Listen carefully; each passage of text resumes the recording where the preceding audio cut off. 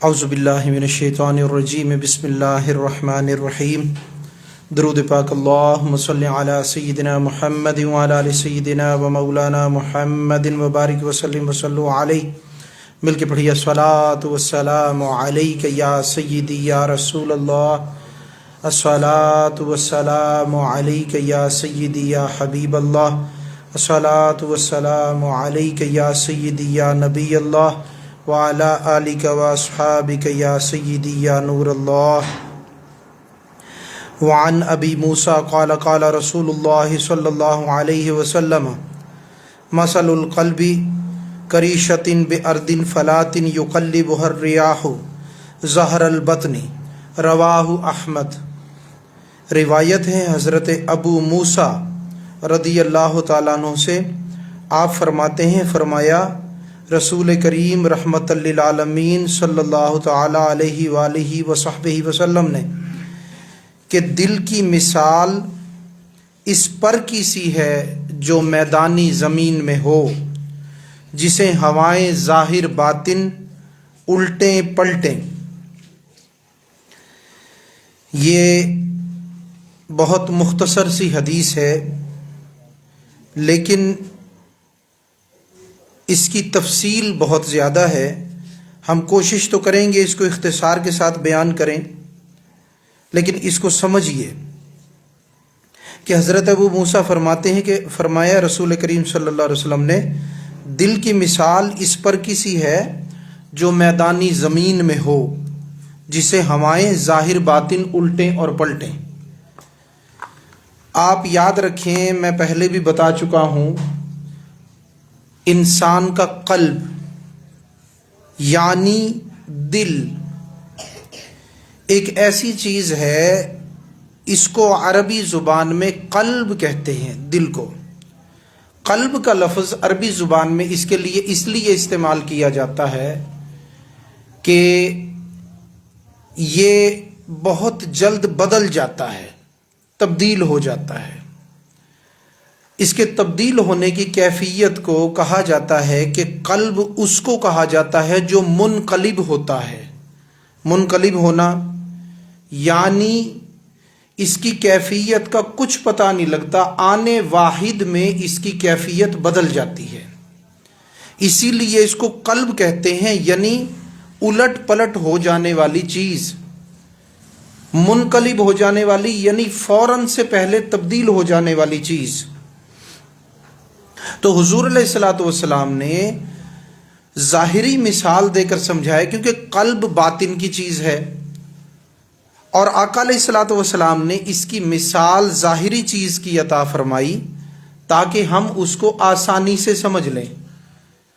اور میرے آقا علیہ الصلوۃ والسلام نے جو معلم کائنات ہیں، معلم انسانیت ہیں، تمام تر جتنی تعلیم دنیا کو ملی ہے، لوگوں کو حاصل ہوئی ہے، اگرچہ اس کا تعلق کسی بھی شعبے سے ہو، وہ میرے حضور علیہ الصلوۃ والسلام کے در کی خیرات ہے. یا تو آپ نے اسے اپنی زبان اطہر سے عطا فرمایا ہے، یا اپنے عمل مبارک سے عطا فرمایا ہے، یا اس کو پسند فرما کر عطا فرمایا ہے، یا اس کو اپنے فیض کے ذریعے سے عطا فرمایا ہے.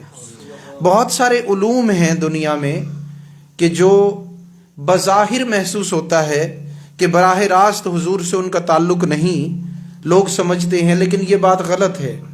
حقیقت یہی ہے کہ تمام کے تمام علوم اللہ تبارک و تعالیٰ نے حضور علیہ الصلوۃ والسلام کے وسیلے سے عطا فرمائے ہیں. اور حضور علیہ الصلوۃ والسلام نے وہ علوم جو بظاہر آپ کو نظر آتا ہے، جیسے جغرافیہ کا علم ہے، یا سائنس کا علم ہے، یا ریاضی کا علم ہے، اس قسم کے علوم بظاہر یہ لوگ سمجھتے ہیں کہ حضور نے عطا نہیں فرمائی. تو جو علوم میرے دوستو آقا علیہ الصلوۃ والسلام نے براہ راست صحابہ کو عطا فرمائی ہیں، اس کے علاوہ کچھ علوم ایسے بھی ہیں جو حضور علیہ الصلوۃ والسلام کے فیوض و برکات کے ذریعے سے آئے ہیں. وہ اگرچہ صحابہ کرام کو بغیر کچھ پوچھے، بغیر کچھ کہے، بغیر کچھ سنے مل گئی ہوں، یا میرے دوستو عظیم لوگوں کو فخر الدین رازی یا ابو علی سینا کو ملے ہوں، یا جالی نوس کو ملے ہوں، یا میرے دوستو البیرونی کو ملے ہوں، جن کو بھی ملے ہیں، یاد رکھیے اللہ تعالیٰ نے تمام تر علوم کا منبع، مرکز، محور، مصدر حضور کی ذات کو بنا کر بھیجا ہے۔ حضور کی ذات سے ہی تمام علوم لوگوں کو ملتے ہیں۔ تو اس میں حضور علیہ الصلوۃ والسلام نے، آپ یہ دیکھیے کہ اس قلب کی بات کو، جو باطن کی بات تھی، اس کو ظاہر کی مثال سے حضور نے اتنے آسان انداز میں سمجھایا ہے کہ ایک معمولی سی عقل رکھنے والا، معمولی سا علم رکھنے والا، یا معمولی سی سمجھ بوجھ رکھنے والا بھی اس کو آسانی سے سمجھ لیتا ہے۔ اب بات تھی مشکل، قلب کی کیفیت کو بیان کرنا تھا، لیکن حضور علیہ الصلوۃ والسلام نے کتنی آسان کر کے وہ مثال عطا فرمایا کہ دل کی مثال، یہ جو باطن میں چیز موجود ہے، اس کی ظاہری مثال فرمایا، اس کی مثال اس پر کی سی ہے جو میدانی زمین میں ہو۔ اب آپ یہ دیکھیں، پرندے کا پر، وہ پورا پر نہیں جو پورا ایک بازو ہوتا ہے اس کا، اس میں اس کا ذکر نہیں ہے، بلکہ اس کے اندر وہ پر جو بعض اوقات وہ اپنی چونچ سے کسی خارش کی وجہ سے یا ویسے جدا ہو جاتا ہے، وہ جدا کر دیتا ہے یا ہو جاتا ہے، وہ پر چھوٹا سا جو آپ اکثر دیکھتے ہیں، کبوتروں کے پر بھی عموماً چھوٹے چھوٹے ایسے نکلے پڑے ہوتے ہیں۔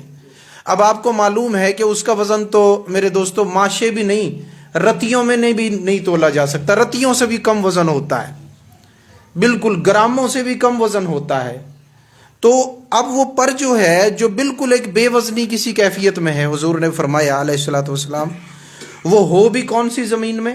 میدانی زمین میں، کیونکہ پہاڑی زمین یا وہ زمین جو اونچی نیچی ہو، وہاں پر کسی جگہ پر کو ہوا کی رکاوٹ پیش آ سکتی ہے، لیکن میدانی زمین جو بالکل چٹیل میدان کی طرح ہو، اس میں وہ پر موجود ہے، تو اب ہوا کی کوئی رکاوٹ پیش نہیں آتی، اور ہوا اگر جو ہے شمال سے آئے تو وہ جنوب کی جانب اڑ پڑتا ہے اور پلٹ جاتا ہے، کبھی سیدھا ہوتا ہے، کبھی الٹا ہوتا ہے، اور وہ جا رہا ہوتا۔ کبھی جناب جنوب سے ہوا آئے تو شمال کی جانب چل پڑتا ہے، مشرق سے ہوا آئے تو مغرب کی جانب، مغرب سے ہوا آئے تو مشرق کی جانب۔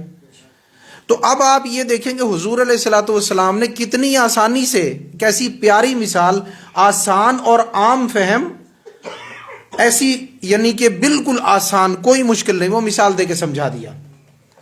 بالکل جیسے پر کی مثال ہے، ہوا آئے کبھی الٹا ہو جائے گا، کبھی سیدھا ہو جائے گا، کبھی دور جا پڑے گا، کبھی کسی طرف کبھی کسی طرف۔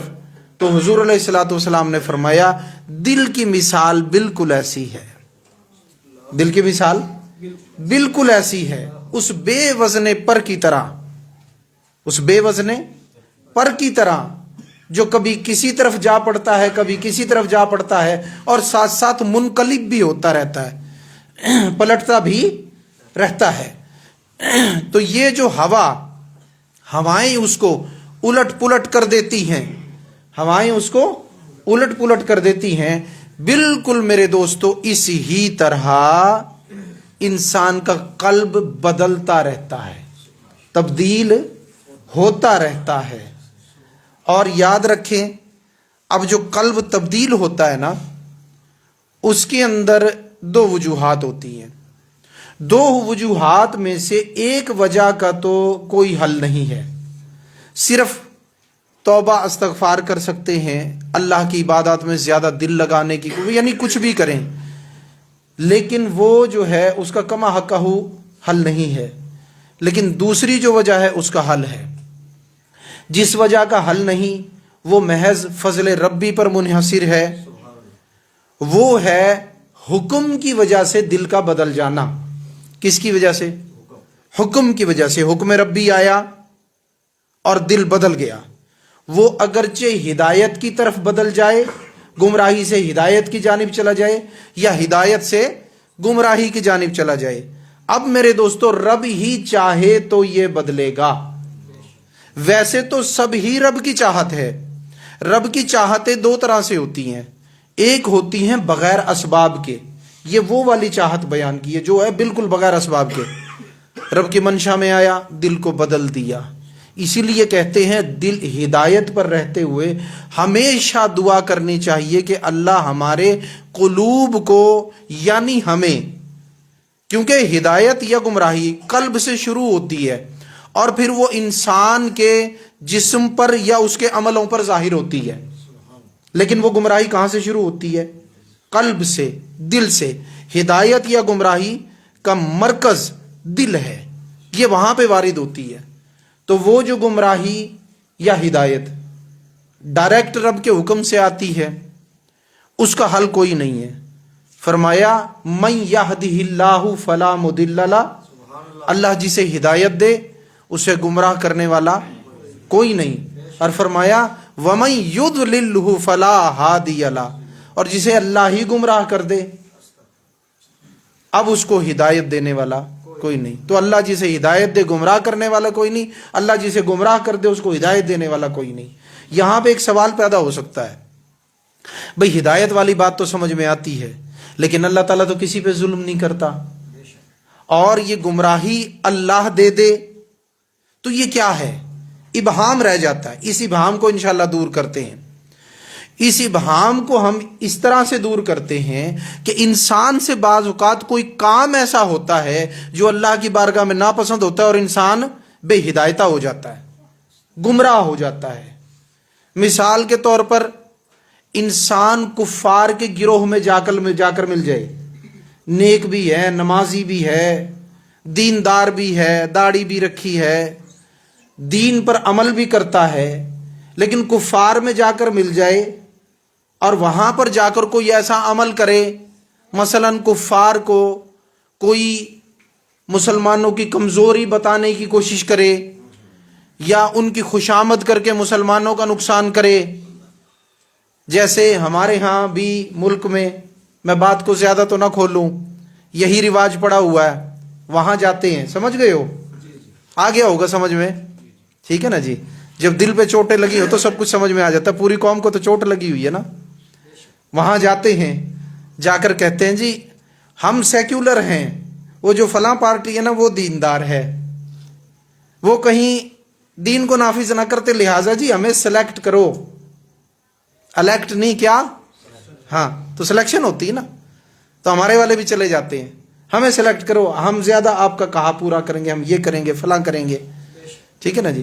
تو مقصد یہ ہے کہ مسلمان جو ہے وہ غیر مسلموں، کافروں، کسی کے پاس چلا جائے اور جا کر کے اس کو یقین دہانی کرائے اور پھر ویسے ہی عمل شروع کر دے۔ اب کیا ہوگا؟ وَمَن يُضْلِلْهُ فَلَا هَادِيَ لَهُ، اللہ کو چیز آئی ناپسند، دشمنی جتائی اسلام کے لیے، مفاد پرستی کو ترجیح دے کر اسلام کا نقصان کیا، مسلمانوں کا، اب کیا ہوگا؟ اب اللہ جسے گمراہ کرے اسے ہدایت دینے والا کوئی نہیں۔ اب یہ گمراہ کرنا اپنے دل پر ہاتھ رکھ کے بتاؤ انصاف ہے یا نہیں؟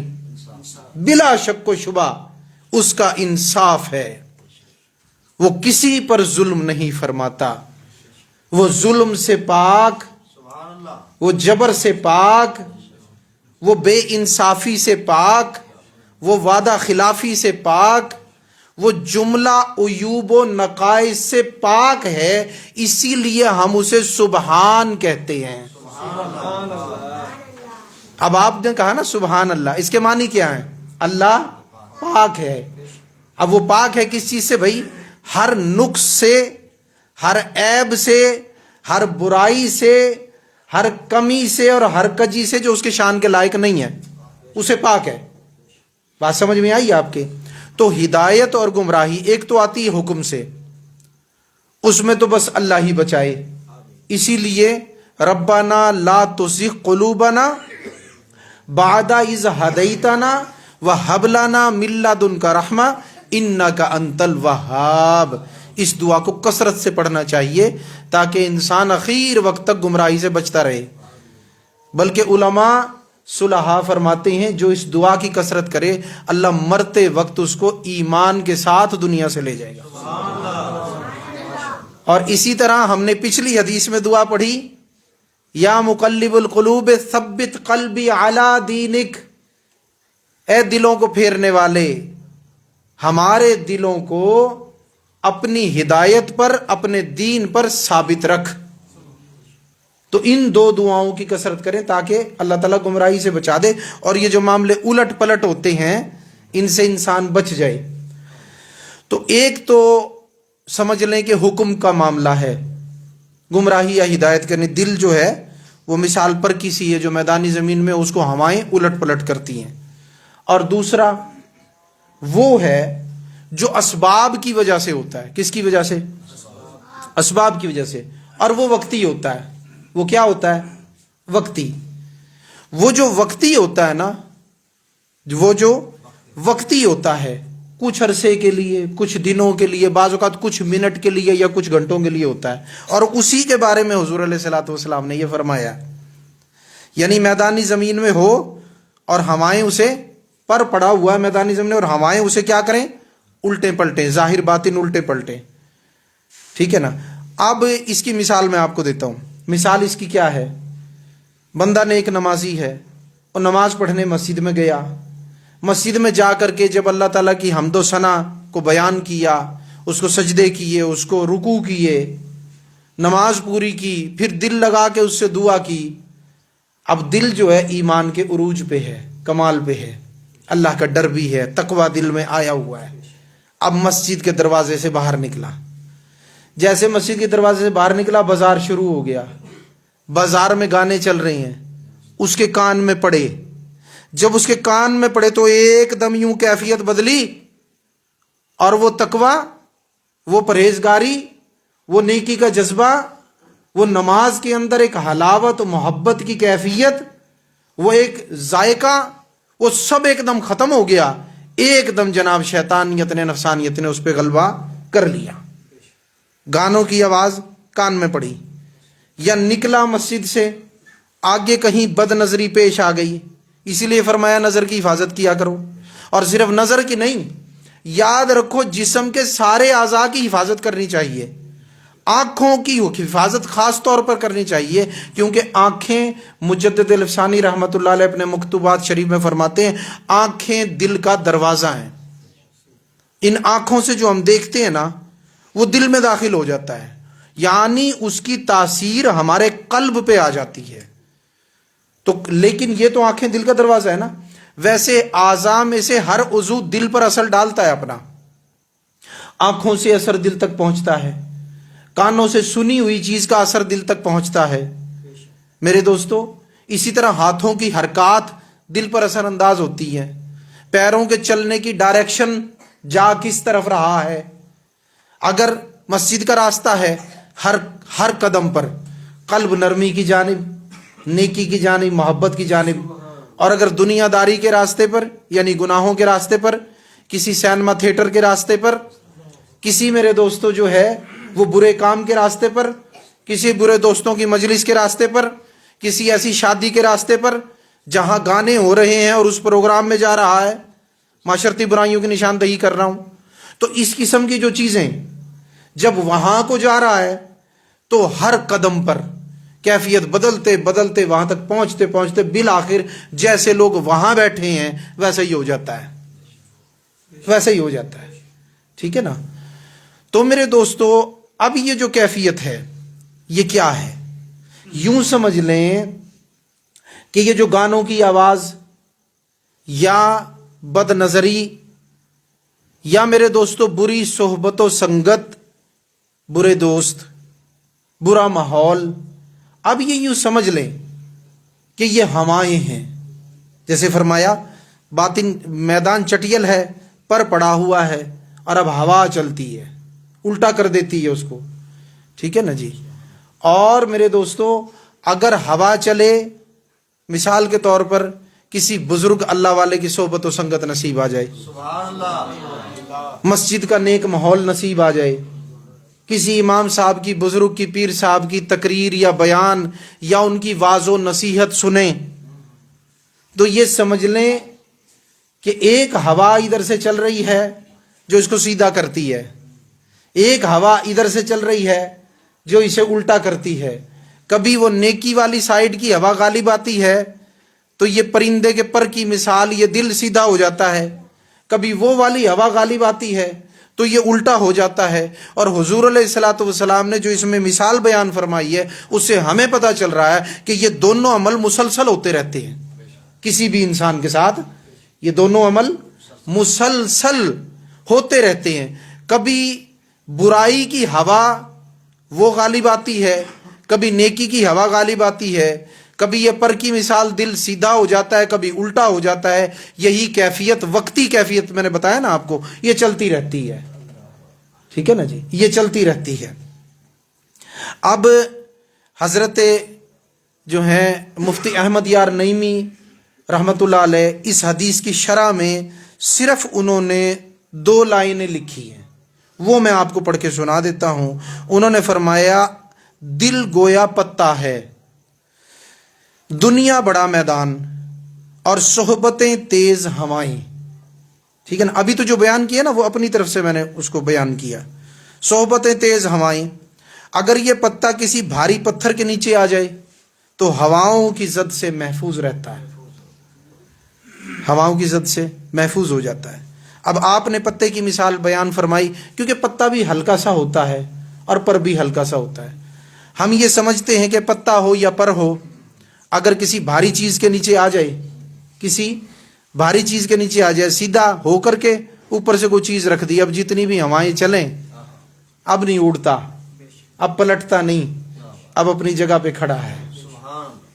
تو وہ صحبت جو اس کو صحیح راستے پر رکھے یا وہ صحبت جو اس کو برے راستے پر لے جائے, یعنی ان ہواؤں کی مثال بزرگوں کے ایک شعر سے واضح. ایک بزرگ نے فرمایا صحبت سالے ترا سالے کند, صحبت تالے ترا تالے کند.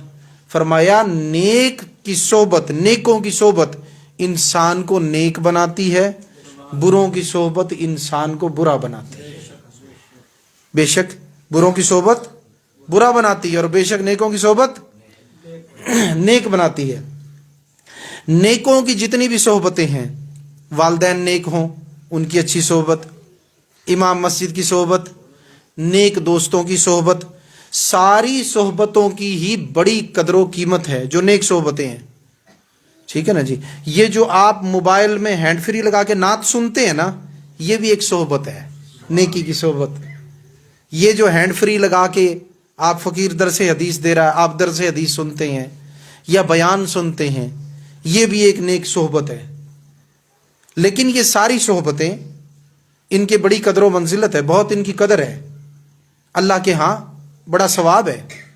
لیکن یاد رکھیں کہ ان ساری صحبتوں کے اندر جو سب سے زیادہ فضیلت ہے وہ اللہ والوں کی صحبت و سنگت کو ہے.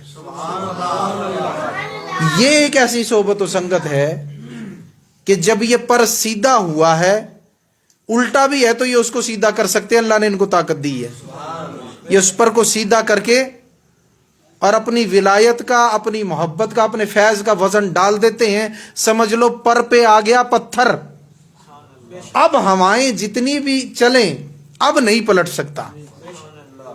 اسی لیے بزرگوں نے ارشاد فرمایا یک زمانہ صحبت با اولیاء بہتر از 100 سالہ طاعت بیریا.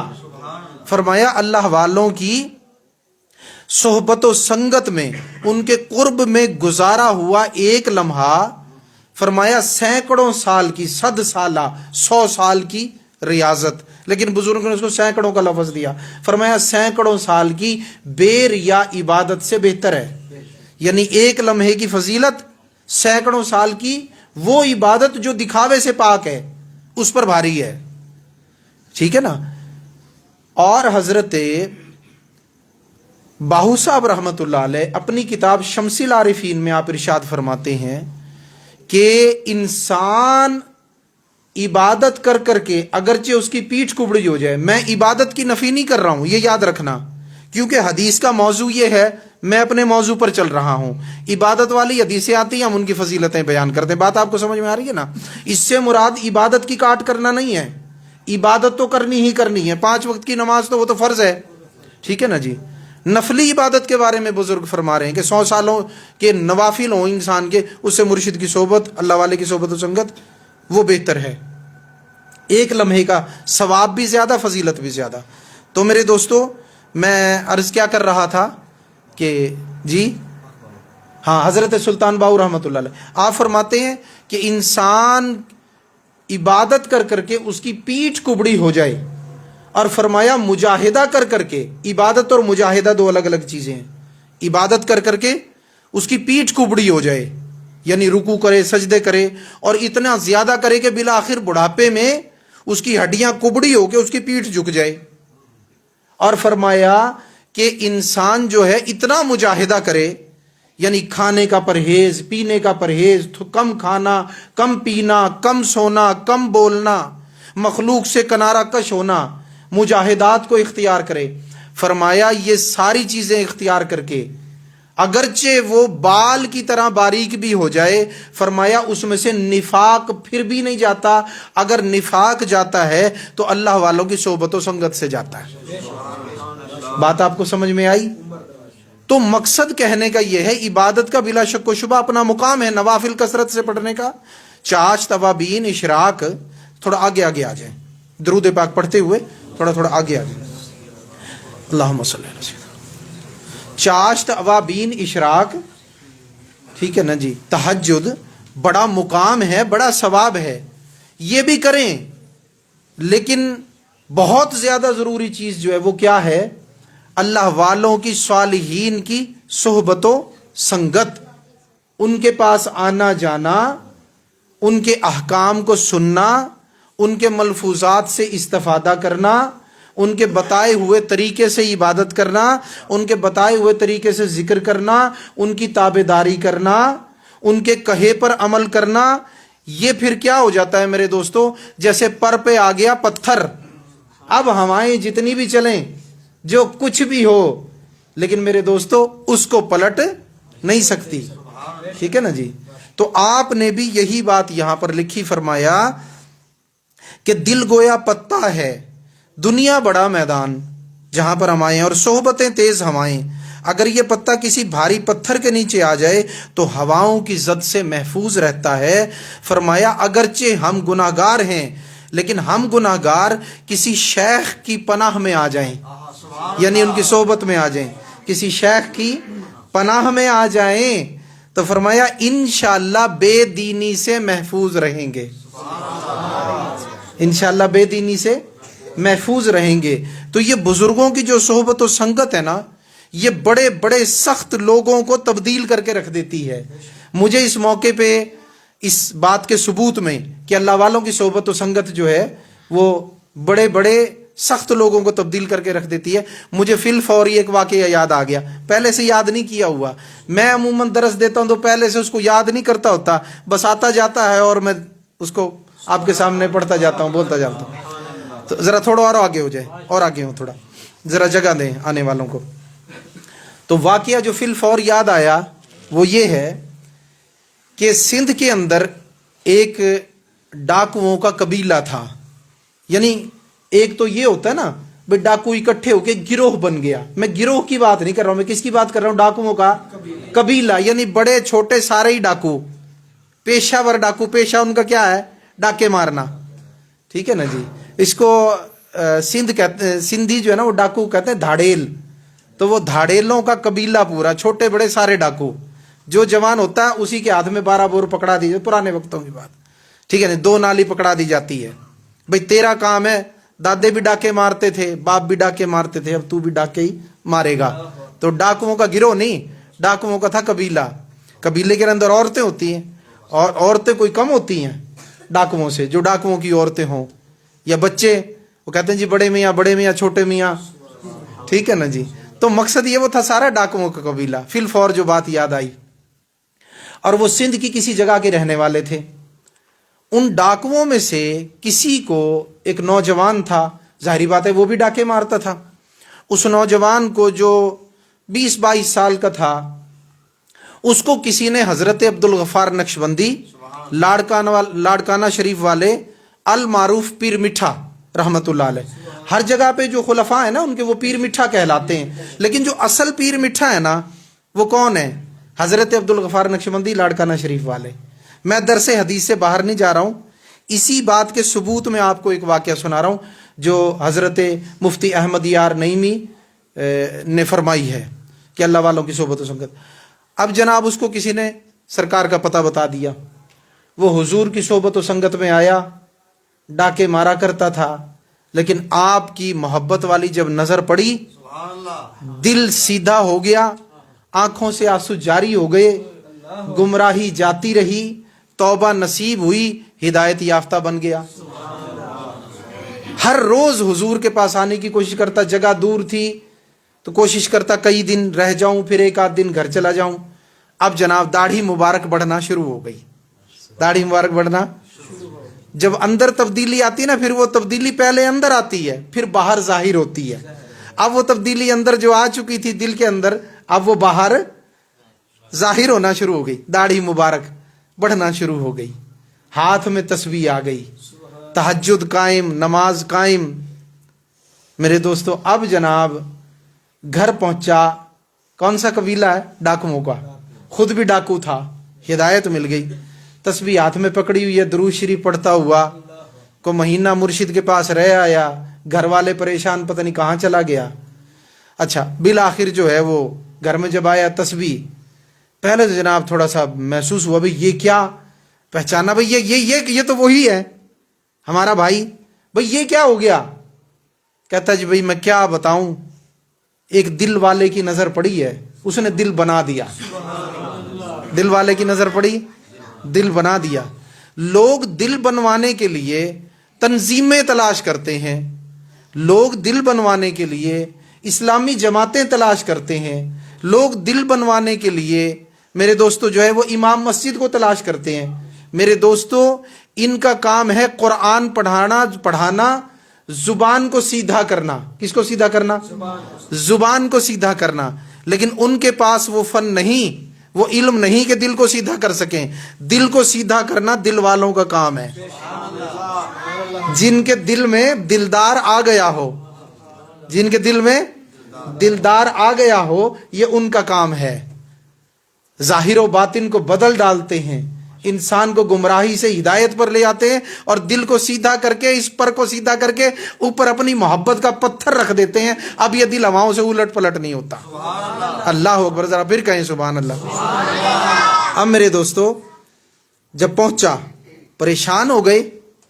अब अगर ऐसे कोई आम वालिदैन हो जो 5 वक्त की नमाज पढ़ते हो, चाहते हो भाई ये बच्चा फिल्मों पे जाता है, ये बच्चा बुरे लड़कों की सोबत में बैठता है, एक मर्तबा मोटरसाइकिल चोर जो था वो इसका यार था, ये जनाब थाने में पकड़ा गया, हमें खामा की मुसीबत आ गई, जान छूटना मुश्किल हो गया। तो अगर ऐसे मामलात रहे हों तो वहाँ पे जनाब अगर बच्चा ऐसे नेक होके दाढ़ी वाला बन के आ जाए तो वहाँ पे जनाब खुशी दीदनी होती है और वालिदैन उसको सीने से लगाते हैं और कहते हैं अल्लाह तेरा शुक्र है बच्चा हिदायत पे आ गया, मुसीबत से जान छूटी। और फिर जाके जो रहनुमा उसको लेके आया होता है हिदायत पे, उसका भी शुक्रिया अदा करके आते हैं और कहती पूरी जिंदगी के लिए हम आपके एहसानमंद हैं। लेकिन एक नेकों का कबीला नहीं, किसका कबीला था? डाकुओं का।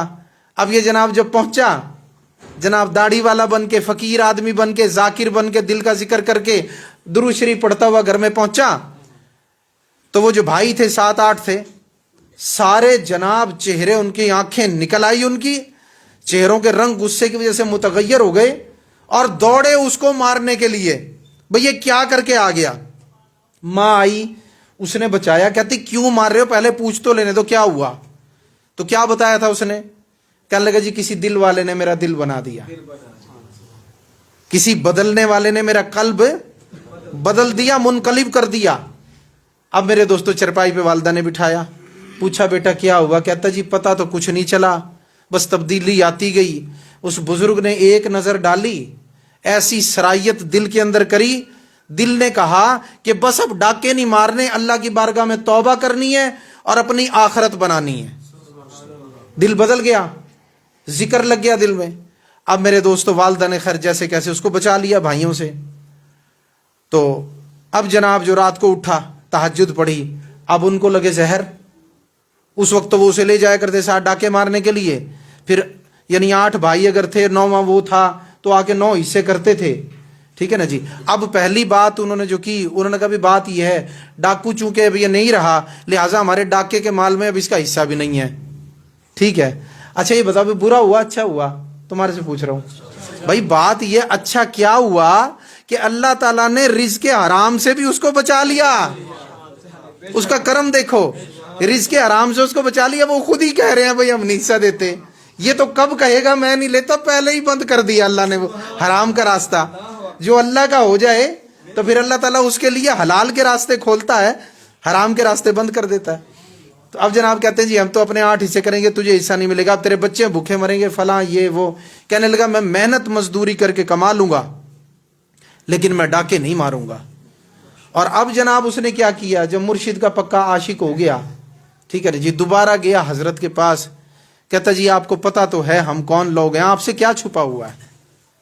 اتقوا فراست المومن فإنہ ینظر بنور اللہ. مومن کی فراست سے ڈرو, وہ اللہ کے نور سے دیکھتا ہے. آپ سے کیا چھپا ہے, کوئی کرم نوازی فرمائیے. آپ نے فرمایا یہ بتا تیرے خاندان میں سب سے سخت کون ہے؟ کہتا جی سب سے سخت جو ڈاکو ہے نا, وہ ہمارے اوپر بھی سختی, اور جو ڈاکے کے اندر جو ہے وہ لوگوں کو معمولی بات پہ قتل کر دیتا, وہ میرا سب سے بڑا بھائی ہے, وہ سب سے سخت ترین ڈاکو ہے. فرمایا اچھا جو کام مشکل ہے پھر ہم کام وہیں سے شروع کریں گے. جو کام مشکل ہے نا ہم کام کو بھی وہیں سے شروع کریں گے. اب میرے دوستو یہ عرض کر کے وہ چلا گیا. اب گیا گھر, جا کر کے کہنے لگا بھائی مہربانی کرو, یہ کوئی نیکی پہ آ جاؤ, یہ ڈاکے چھوڑ دو, کوئی مہربانی کرو میرے بزرگ کی صحبت و سنگت میں چلو. وہ کہتے ہیں اس کی صحبت و سنگت میں چلے جائیں جس نے تجھے ایسا بنا دیا جو ہمارے کام کا نہیں رہا. ہم جائیں گے پتہ نہیں ہمارے ساتھ کیا بنے گا, ہم تو نہیں جائیں گے. بہرحال وہ کھینچا تانی کے اندر, باتوں کی کھینچا تانی, اس میں بہرحال وہ کہنے لگے بھائی ہم نہیں جائیں گے اور تو بھی چھوڑ دے, فلاں کر دے. آپ کو پتہ ہے ایسے لوگ کتنا زور لگایا ہوگا. پھر جناب انہوں نے مار پیٹ کی بھی کوشش کی جو ناکام ہوئی. مختصر بتا رہا ہوں, قصہ کافی لمبا ہے. تو اب جناب جو بڑا بھائی تھا نا, اس کی جا کے ٹھوڑی کو ہاتھ لگا دیا, پھر پیر پکڑ کے کہنے لگا یار تو مہربانی کر ایک دفعہ چل. وہ کہنے لگا میں کیوں جاؤں, میں تو نہیں جاؤں گا, ہٹ جا پیچھے. اس کو دھکا دے دیا, باہر نکلا, ہوٹل پہ جا کے بیٹھا چائے پینے کے لیے. وہاں کوئی شخص جو ہے نا وہ بھی ڈاکو تھا, اس کا یار, وہ آ کے بیٹھ کے چائے پینے. اب جناب غصے میں کہہ رہا بھائی غصے کی کیا وجہ؟ کہتا وہ چھوٹا آپ تو بدلا مجھے, کہتا جی آپ بھی میرے بزرگ کی حضرت کی بارگاہ میں چلو, میرے شیخ کے پاس چلو. کہتا تو چلا جا, تیرے کام کی, بڑے کام کی ایک چیز ہے وہاں پہ. وہ کہتا جی میرے کام کی کیا چیز ہے؟ کہتا ان کے جوتے, ان کے جوتے. کہتا ہے جی ان کے جوتوں سے مجھے کیا کام؟ کہتا تجھے پتا وہ کتنی قیمتی جوتے پہنتے ہیں؟ ٹھیک ہے نا جی, قیمتی قسم کے پتھر اور ہیرے کی کنیاں ان کے جوتوں میں لگی ہوتی ہیں. حضرت کے جوتے کیا, لباس بھی ماشاءاللہ, ہر ولی کا اپنا رنگ ہے. کوئی پیبند کے کپڑوں والے, کوئی جھوپڑیوں والے, کوئی محلوں والے. حضرت عبید اللہ احرار محل میں رہا کرتے تھے. تو یہ بزرگوں کی قسمیں ہیں, ان پر اعتراض نہیں کرنا چاہیے. تو قیمتی کپڑے اور جناب قیمتی جوتے. اس وقت میں مطلب آپ کے جوتوں کی ایک بھاری قیمت ہوتی تھی, جب روپیوں کا دور تھا, ہزاروں یا لاکھوں کا دور نہیں تھا. تو اس کو کہا تو جا نا, تو وہ تجھے بلا رہا ہے, تو جا اور جا کے وہاں سے جوتے اٹھا لا. جب تو آئے گا نا بیچے گا, تجھے پتا چلے گا ان کے جوتوں کی قیمت کتنی ہے. اب جناب جو ہے گھر گیا, جا کے کہنے لگا تھوڑی دیر پہلے تو کہہ رہا تھا مرشد کی بارگاہ میں لے چلو. کہنے لگا جی بالکل میں کہہ رہا تھا. کہتا پھر مجھے لے چل. کہتا بھائی اس تبدیلی کی وجہ, کہتا اس کو چھوڑ, مجھے لے چل. اب دیکھو نا بھائی, عادی مجرم تو عادی ہوتا ہے نا, اس نے اپنا کام, وہ اپنے کام کو چل پڑا, یا وہ اپنے کام کو چلا. یہ عرض کرتے چلا مرشد کریم مہربانی فرمانا, لے کے آ رہا ہوں, بہت سخت آدمی ہے. اب حضرت کی بارگاہ میں لے گیا لاڑکانہ شریف. نماز کا وقت ہونے والا تھا, اللہ جانے وہ فجر کی نماز تھی, زور کی, عصر کی, بر کوئی بھی نماز کا وقت تھا. نماز سے پہلے جو ہے نا فقراء جو تھے حضرت پیر میٹھا رحمۃ اللہ علیہ کے, ان کا طریقہ کار کیا ہوتا تھا, حضرت صاحب کے نماز کے لیے تشریف لانے سے پہلے وہ دروازے سے لے کر مسجد تک نا 2 لائنیں بنا کے کھڑے ہو جاتے تھے استقبال کے لیے, اور وہ ان کی منقبتیں پڑھنا شروع ہو جاتے تھے. ان کی یعنی شان کو شعروں کی صورت میں بیان کرنا شروع ہو جاتے تھے. اب وہ منقبتیں پڑھ رہے تھے, اس نے جا کے دیکھا بھئی ہزار فقراء تو استقبال کے لیے کھڑے ہیں اور بہت سارے لوگ ابھی بیٹھے ہیں نماز کے انتظار میں. تو وہ جناب جو تھا جا کے ان لوگوں کے بیچ میں کھڑا ہو گیا. اب اس کا اپنا مقصد تھا، وہ کوئی فیض تو نہیں نہ لینے آیا تھا، لیکن اب آپ نے کیا فرمایا تھا؟ بھی کام جہاں سے مشکل ہے اس کو وہیں سے، یاد ہے بھائی، وہیں سے شروع کریں گے۔ تو اب جناب وہ جا کے لائن میں کھڑا ہو گیا۔ اب یہ جو فقیر آدمی تھا، یہ جناب جا کے نا جہاں شروع میں دروازے کے پاس لوگ کھڑے تھے، ان سے تھوڑی جگہ بنا کے نا عین دروازے کے پاس کھڑا ہو گیا۔ حضرت جیسے دروازے سے نکلیں گے، یہ لائن ہے جو مسجد تک بنی ہوئی ہیں، اس میں حضور کو میں اشارہ کر دوں گا، جی فلاں بندہ ہے کو نظر کر دو، ٹھیک ہے نا جی۔ اب جناب یہ جا کے وہاں کھڑا ہو گیا۔ بس چند ہی لمحے گزرے، حضرت پیر مٹھا رحمۃ اللہ علیہ عبد الغفار نقشبندی آپ تشریف لائے۔ جیسے ہی دروازے سے باہر نکلے تو جناب ادھر دائیں طرف آپ نے سب سے پہلے اسی فقیر کو مسکرا کے دیکھا۔ جب مسکرا کے دیکھا نا تو آگے بڑھا، ہاتھ باندھ کے کہنے لگا، حضور مہربانی فرماؤ، وہ جو سب سے سخت بندہ ہے، میرا سب سے بڑا بھائی، اس کو میں لے آیا ہوں۔ تو حضور کھڑا ہے لائن میں، تو مہربانی فرمائیں، وہ کھڑا ہے، ایسے کر کے نا اس کی طرف اشارہ کیا، بھائی حضور وہ جو فلاں رنگ کے کپڑے پہنے، فلاں اولیا، وہ کھڑا ہے حضور۔ اب آپ خرامہ آہستہ آہستہ چلتے ہوئے آپ جناب اس کے قریب تشریف لے گئے، اور قریب تشریف لے جا کے نا اس کی نظروں میں نظریں ملا کے، نظروں میں نظریں ڈال کے، نظروں میں نظریں ملا کے مسکرا کے یوں اس کو دیکھا۔ جب آپ نے ایسے مسکرا کے اس کی نظروں میں نظریں ملا کے دیکھا، ایک تجلی جو ڈالی فیض کی، وہیں پہ ہوا جذبے کی کیفیت، جس کو آپ وجد کہتے ہیں، جذبے کی کیفیت، اور دھڑام سے نیچے گرا اور آواز آ رہی تھی، اللہ اللہ اللہ اللہ اللہ اللہ اللہ اللہ کی آوازیں آ رہی تھی، اور مٹی کے ساتھ لوٹ پوٹ ہو گیا۔ لوگ نماز پڑھنے کے لیے چلے گئے، لیکن اس کا جذبہ بھی چل رہا تھا۔ میرے دوستوں، کہیں نماز کے درمیان تک میں جا کے وہ جذبہ اس کا ختم ہوا، اور اس کے بعد میں جناب اٹھا، جب ہوش آیا نا دیکھا 2 رکعتیں نکل گئی ہیں۔ اب 2 رکعتوں کا نقصان نظر آ رہا ہے، نظر جو پڑ گئی، قلب ہو گیا منقلب، جو موضوع چل رہا ہے ہمارا، اور جناب جو ہے اس پہ آ گیا محبت کا پتھر۔ اب کہاں سے الٹ پلٹ ہو، اب تو جس رخ رکھا اسی رخ رہا۔ فٹافٹ بھاگ کے، وضو تو آتا تھا نا بھائی، وضو کیا اور جا کے جناب صف میں نماز کے لیے مل گیا۔ اب وہاں تو سارے نماز کے لیے آئے ہوتے نا، ہمارے والی بات تو نہیں تھی رکعت 1 فوت ہو گئی 2 فوت ہو گئی، تو وہ سارے کے سارے جو ہے وہ نماز پڑھ کے بیٹھ گئے۔ ہزاروں کی جماعت نماز پڑھ رہی تھی، حضور نے نماز پڑھ کے سب سے اخیر میں کھڑا تھا، ایک ہی کھڑا نا جس کی 2 رکعتیں رہ گئی، حضور نے مسکرا کے دیکھا، اللہ اکبر۔ جب نماز پڑھ لی فرمایا، فقیرو رستہ ڈیوو اکو اگا آون ڈیوو، رستہ جناب دلوایا، حضور نے آگے آ گیا۔ فرمایا سنا تیری کیا کیفیت ہے؟ عرض کرتا حضور میں نے دنیا پہ کتنا ظلم کیا، حضور لوگوں کو مارا، لوگوں کے مال لوٹے، حضور میرے پاس جو کچھ بھی ہے نا، جو بندے مجھے معلوم ہوں گے میں ان کو وہ مال واپس کروں گا، حضور مجھے توبہ کرائیں، میں آئندہ کے بعد ڈاکے نہیں ماروں گا۔ اللہ اکبر۔ تو بدلنے والوں نے بدل دیا میرے دوستو، اور وہ جو سب سے سخت تھا نا، جب بدلا نا تو واپس گھر پہنچا، سب سے پہلے ڈنڈا اٹھایا، لمبی ڈانگ، سارے چلو نماز پہ، سارے چلو نماز پہ، ڈاکے چوریے بند، ریڑھی لگا لیں گے فروٹ کی، ڈاکے نہیں ماریں گے۔ جتنا مال کمایا، جو کچھ لوگ موجود ہیں جو معلوم ہے، ان کو جا کے واپسی کیا، اور جناب معافیاں مانگی، اور اللہ سے معافی کا خواستگار ہوا میرے دوستو۔ تو یہ بدلنے والے ایسے بدلتے ہیں۔ تو اس دور کے اندر سچے اللہ والوں کی صحبت و سنگت یہ بہت ضروری ہے۔ سچے کی نشانی کیا ہے جو آپ کو پہچان میں آ جائے؟ سچے کی نشانی یہ ہے کہ اس کا سوال آپ سے روپے اور پیسے کے لیے نہیں ہوگا، مجھے پیسے دو، نذرانہ دو، فلاں کرو، اس چیز پہ مقصد نہیں ہوگا۔ وہ آپ سے جو سچا ہوگا نا، وہ کہے گا بھائی نماز پڑھو، بھائی شریعت پہ عمل کرو، بھائی دل میں ذکر قلبی کرو، ہر وقت اللہ اللہ کیا کرو، بھائی اللہ تعالیٰ کی تابع داری کرو، حضور سے محبت کرو، اس کی باتیں یہ ہوں گی۔ اگر کوئی ایسا میسر آ جائے تو کبھی اس کا دامن نہ چھوڑنا میرے دوستو۔ اس حدیث پاک کو میں نے سمجھانے کی کوشش کی، اللہ تبارک و تعالیٰ سے دعا ہے ہمیں اس پر عمل کرنے کی توفیق عطا فرمائے۔ وما علینا الا البلاغ المبین۔